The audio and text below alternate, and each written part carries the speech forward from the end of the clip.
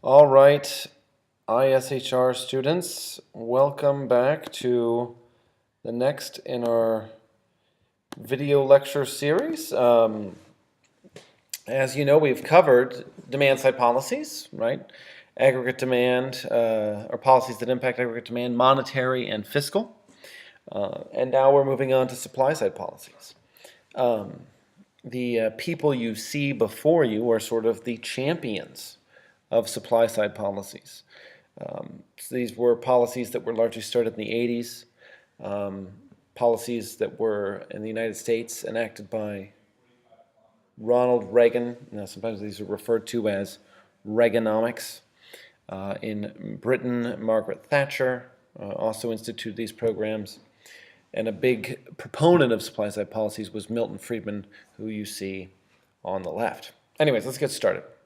Let's define our learning goals, what we need to know by the end of the video lecture. One, you should be able to define supply-side policies. You need to, as with all economics, you need to be able to do definitions. Two, you should be able to differentiate the two types of policy groups, so like market-based versus government-based, and be able to identify and explain how each of the policies within those groups of policies work. Finally, you should be able to diagram some of these policies. And finally, we will evaluate these policies. So hopefully at the end, you'll be able to do these things. Well, let's get to it. First things first, defining supply-side policies. We've gone over this in class, but we'll just go ahead and do it again. These are policies that improve the productive capacity of a country, ultimately shifting long-run aggregate supply. Again, policies that improve the productive capacity of a country, ultimately shifting long-run. You see in the diagram below there that we have shifted long-run to the right. So that's how we define supply-side policies. You could also add like another layer to the definition, and this is kind of why the long-run aggregate supply curve shifts. We would say that this is done, that productive capacity is improved by shifting, or by changing or improving the quantity or the quality of the factors of production. This is sometimes called a capital widening or capital deepening. Anyway, I'll give you an example. The factors of production are land, labor, capital, and entrepreneurship. If we improve either the quantity or the quality of any one of those things, we will become more productive. For example, labor. If we improve the number of workers, right, if we have an increase in births or we have an increase in immigration, the quantity of labor would improve or increase, and then we'd have what's called a capital widening, human capital widening, and we would be more productive, right? More workers, more productive, yes? On the other side, we could have a capital deepening, which would be an improvement in, for example, if we had better education and training programs for workers, the quality of worker would be improved, and again, more productivity. So what it all sort of boils down to in the end is more productivity. Anyway, this diagram you see before you is one of the two commonly used diagrams for supply-side policies. Just shift it to the right and explain that our productive capacity has increased. The other diagram that you can use that is typically used or associated with supply-side policies is you could use the typical neoclassical model and just shift all the curves to the right. So some of the supply-side policies just shift all of the curves to the right. These are the two commonly associated diagrams with supply-side policies. There are a few variations of this, and we're going to go over that, but anyway, just know, again, the definition and the two typical diagrams. It's really key for understanding this. Okay, so now we're going to get into the two different types of supply-side policies. The first one is called, first major sort of type of supply-side policy is called market-based policies. And there's sort of a subcategory, three subcategories for these market-based policies. The first of these three are policies that encourage competition. So anyway, let's get right to it. The first sort of example of a policy that encourages competition is something called privatization. And we've gone over that, but we'll define it again. It's the sale of government-owned assets and industries to the private sector. As we talked about earlier, Reagan and Thatcher were kind of champions of this. They, in the 80s, privatized certain government-run institutions, and they basically sold them to the private sector. And what they did was they took something that was previously run by the government and put it in the private market, so now it had to compete. Hence, we have encouraged competition. The other kind of drive behind privatization too is like when the government gets rid of government-run institutions, often they'll find a private firm that can do so for cheaper. For example, like the military in the United States. It used to be that they hired their own cooks and did all of their own food prep themselves. But then a firm came along and basically told the military, we can provide food service for all your soldiers at a much cheaper cost and not reduce the quality that much. And the military, saw this offer from a private firm and said, okay, this is a good deal because we will be able to spend less on these types of this type of service like cooking and save that money to either reduce spending by the government or to spend that money somewhere else, like maybe weapons or something, I guess. So anyway, in that example, a private firm or a firm in the private sector took over for the government and did something more efficiently. And so this is something that, this is one policy that encourages competition. Another policy that encourages competition is called deregulation. Basically, what deregulation is just limiting the government oversight, restrictions, controls, rules that is imposed upon different companies. So, when a firm produces a good or service, often the government has safety requirements for producing it. They have controls on environmental output, like how much pollution that is generated. They have controls on all sorts of different standards, and this, in a way, it makes it more expensive for firms to operate when the government imposes all these rules and restrictions. Like, for example, if there was a rule that said a firm had to limit the exhaust on their factory to limit air pollution, then a firm would have to go buy a new some sort of filtration system and install it. That would cost money to a firm. However, on the flip side, if we deregulate, if we get rid of restrictions like that, it lowers costs for firms. So we would see like an increase in short-run aggregate supply because of lower operating costs for firms, and then an improvement on or an increase in long-run aggregate supply. Anyway, so these are two policies to encourage competition. Just two more. Another one is called anti-monopoly regulation or antitrust legislation, and it's basically where the government tries to promote competition through breaking up monopolies into smaller firms. A monopoly is not a desirable thing because usually it has high prices and for consumers, and so governments acknowledge that competition is a good thing because it keeps prices lower for consumers, and competition promotes growth and innovation. So the government sometimes breaks up monopolies, or they will punish monopolies for anti-competitive behavior. So by breaking up a monopoly, we improve the number of firms in an economy and we have more competition. Finally, the last one is trade liberalization. Governments have tariffs. These are taxes on imported goods. And domestic firms like this. Domestic firms like having tariffs on imported goods because that makes their goods, relatively cheaper than the imported goods. because that's not a tax on their goods, it's only on imports. But when we reduce that, the domestic firms all of a sudden have to start competing with lower prices. And when they have to compete with lower prices, they will have to start either cutting costs or just trying to be more efficient. So in a way, firms will improve their efficiency, and hopefully this will help generate more competition and more economic output.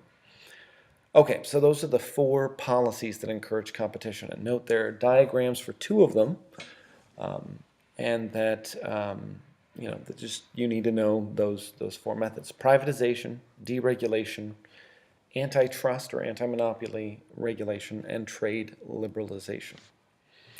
Okay, let's talk about the next type. The next is called labor market reforms. As you know, in Germany right now, a lot of unions are striking. They're promoting their workers to strike. This is happening with Deutsche Bahn. This is happening with Lufthansa, and unions are demanding more compensation. They're demanding more benefits, better health care, more vacation time. All of these things make it more expensive for firms to operate. But if we reduce trade union power, then the firm's operating costs would drop because they wouldn't have to pay so much in compensation or in improved benefits and whatnot. So if we reduce trade union power, short-run aggregate supply shifts to the right, followed by a shift of long-run aggregate supply, ultimately leading to an improvement in GDP and a decrease in price level. Next, we could lower unemployment benefits.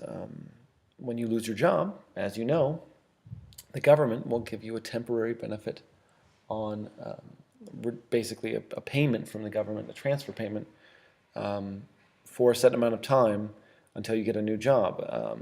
But so often, people lose their job, they'll get this money from the government, and sometimes some of these people just take the government money for as long as they can until they can't do it anymore. But by lowering unemployment benefits, it kind of forces workers to, get back into the workforce quicker. So what happens there is the supply of labor increases. And when the supply of labor increases, it's got a downward pressure on wages. So lower wages in this instance, or in this next instance where the government just reduces minimum wage, lower wages results in decreased costs for firms. When costs go down, short-run aggregate supply shifts to the right, hopefully followed by a shift of long-run aggregate supply.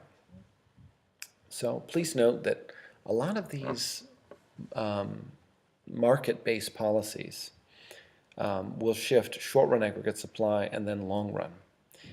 And as you probably noticed so far, a lot of them are pretty controversial. I mean, getting rid of minimum wage or reducing union power, you couldn't do this without upsetting a lot of people. So even privatization or deregulation, people get concerned when you tell firms you don't need to worry about having so many rules regarding producing your goods. So these are things to think about. Okay, next, incentive-based policies. One idea that was very popular in the 80s amongst Ronald Reagan was to reduce income tax. Thought reducing income tax, and this was especially true on the wealthy, would not only help short-run aggregate supply, because think about it, if the people that own all the businesses have more money to spend on their businesses, they will expand production and buy more capital goods or hire more factors of production. And then on the other hand, they will also, there'll be an increase in the level of investment. So everything would be stimulated, and we'd ultimately have the diagram you see below. The other, so that was one idea, to reduce income tax. And it's funny, this theory was called trickle-down economics, this idea that if Ronald Reagan, or if the government lowered lowered income taxes, that especially on the wealthy, that what would happen would be, since these people are the job creators, that the benefits would trickle down to the lower classes, and ultimately benefit everyone. This has not necessarily been proved to be true, but that was the theory. Another thing that we could do, incentive-based policies, is reduce corporate income tax. This is the amount of the percentage of tax that firms have to pay to the government in terms of their profits. If we decrease these, we would not only have companies spending more money on capital goods that improve the lower costs, but also increases investment, because investors like to invest in countries with lower corporate income tax rates, and so that would just kind of be a natural byproduct. Capital gains tax is similar. It's income. It's a tax on income gained from investment. So if we lower, tax on the income gained from investment, it entices people to invest. It also entices firms to buy new capital goods. So again, all three curves shift. All right, moving on. So just note, these are the three types of market-based policies. So we've got market-based reforms that are labor market reforms, incentive-based reforms, and then policies that encourage competition. Hopefully you've written down each one of these policies and understand how they impact long-run aggregate supply. Okay, moving on. A little bit of evaluation on the effectiveness. Some people would say that these policies really worked, and that they improve the tax cuts, improved GDP growth, and also created jobs, because they had lower taxes on firms and on individuals. This attracted investment. Firms were able to hire more workers, and who knows if all of this was actually caused by Ronald Reagan, but a supply-side economist might use these statistics to sort of argue in favor of these policies. On the other hand, some people would say a lot of these policies help firms and the wealthier classes get rich. Think about it. If you reduce taxes, income taxes on the wealthy, or you make it so that minimum wage is lower, this benefits the wealthy much more than it does the lower classes. And that's why you've got this meme here that says, "We told them it would trickle down." So you can kind of see the two sides to this. Okay, so just a few other notes about this.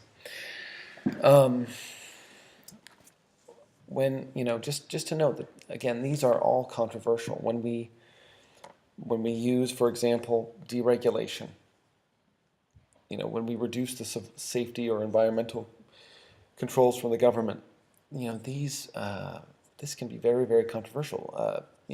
A lot of individuals will be upset about this, but firms will probably increase output, lower costs, and have improved output. So you've kind of got, in this case and in all those cases, like labor market reforms, reduce wages, firms will be more productive. Output will increase. But, you have an expense there, and that is reduced wages for workers and reduced income inequality. And finally, reducing taxes on the wealthy is also politically popular with the wealthy, but not so much the lower classes and the middle class. So in all these instances, these policies can be, really, really what we call hot button issues or red button issues, meaning that, it's something that people get upset about. Okay, so those were market-based policies. Let's talk about the other type of policies, government-based supply-side policies. These are policies that, are kind of fundamentally different, and they don't really cut costs for firms as much, but they do promote economic growth, and they're kind of similar to fiscal policies in a way. So the first is investment in human capital. That would be done through spending on healthcare and education. If we improve healthcare or we improve education or human capital, right, the quality of our workers would improve. They would either be more productive because they're better educated or because they're healthier. Government could also invest in technology and research and development to help firms, to either subsidize them or to promote them to invest in this, which also helps helps the overall productivity and economy. Finally, the government could increase spending on infrastructure, things like bridges and hospitals, and ultimately, or not just bridges and hospitals, but things like transportation systems, roads, power grids, power stations, and whatnot. When the government improves this, it improves usually the factors of production as well, and lowers costs for firms, and anyway, it results in increases in productivity and long-run aggregate supply. So just note that when we use these types of diagrams, when we use interventionist-based supply-side policies, we're always going to usually shift aggregate demand first and then followed by an increase in long-run aggregate supply. So, for example, if the government spends more on education or healthcare or on infrastructure, this will be an increase in government spending. However, if this works out to improve productive capacity of firms, then we're also going to have an increase in long-run aggregate supply. So we have an improvement in both AD and long-run aggregate supply. Okay, so just to recap, we defined supply-side policies. We showed you the two main diagrams that are used for supply-side policies. We have kind of gone over the different market-based and government-based or you could call it interventionist-based supply-side policies. So we've talked about the different types, and we've talked about the diagrams and defined it. So now we need to do our last little task, which is to evaluate it. So let's evaluate those market-based supply-side policies, things like privatization, deregulation, lowering minimum wage. What are the strengths of these policies? Well, a lot of these policies lower costs for firms. This helps firms to be more efficient and ultimately more productive. Next, a lot of government oversight is reduced here too. So, the government, when the government, for example, deregulates, they often at the same time could decrease spending because they don't need to pay regulatory officers to watch over markets. Also, the government not intervening allows for a freer market. Kind of entices investment when you realize the government's not looking over your shoulder every second. Next, we have, as we said a moment ago, that it could reduce not only government spending, but if the government reduced their spending, they could also at the same time reduce taxation because they wouldn't need to collect so much in taxes. The government, as we've kind of said, is not always the most efficient entity in the world, and when we look at those government-run agencies that aren't efficient, when we get rid of them, this could promote more efficiency because firms will do things at the lowest cost possible. Finally, it fixes supply-side problems like stagflation. If we have a recession due to decreased aggregate supply, we're going to want to use market-based supply-side policy because it will help correct it'll move AS back the other way, and we'll show you that in the next slide. On the other hand, some of these policies, like reducing minimum wage or lowering taxes in general or on the wealthy, really hurts income inequality. As we said, these policies are controversial. You can't execute most of them without really sort of angering groups of people in the country. And on some level, when you benefit the firms with lower taxes or lower wages, it feels like governments are prioritizing businesses over firms, which is not really good for the citizens and maybe for society. Also, these policies have terrible time lags. They take a long time to take effect. So that's another really important thing to note.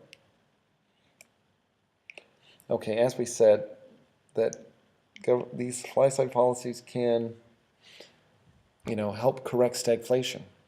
For example, if we had a natural disaster, or we had, for example, just for whatever reason, like higher oil prices that shifted SRAS up, we wouldn't want to use a demand-side policy to get us back to long run, because that would just lead to really high inflation. But if we use a supply-side policy like lowering minimum wage, it shifts SRAS back and ultimately allows us to be back at long run at the previous price level.